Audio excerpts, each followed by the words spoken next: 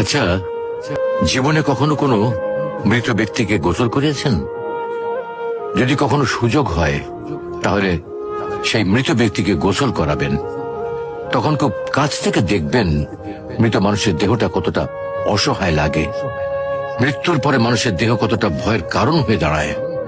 সুযোগ পেলে রাতে লাশটা পাহারা দেবেন, তখন বুঝতে পারবেন প্রিয় মানুষটার লাশ রাতের বেলায় আপনার কাছে কতটা অদ্ভুত লাগে, কতটা ভয়ের কারণ হয়ে ওঠে, কতটা আতঙ্কের কারণ হয়ে যায়।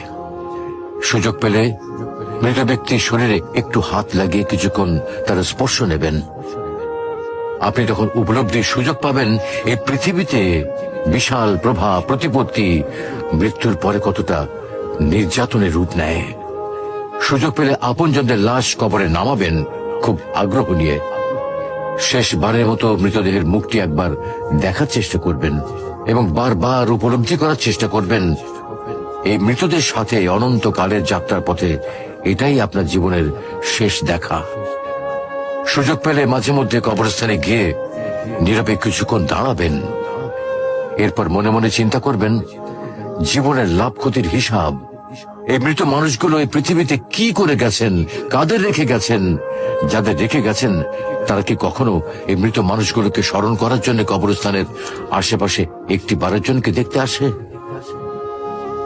আমাদের জীবনটা বড় অদ্ভুত, বৈচিত্র্যময়।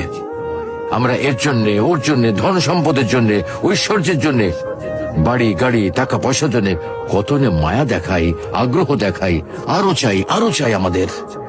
অথচ এই জীবনে আমরা মৃত্যুর কথা না ভেবে, পরকালের জবাবদিহির কথা না ভেবে কিভাবে আরো সম্পদ অর্জন করতে পারি সেই চিন্তায় বিভোর থাকি। হায় রে জীবন, এখনো সময় আছে, ফিরে আসুন মহান রবের দিকে।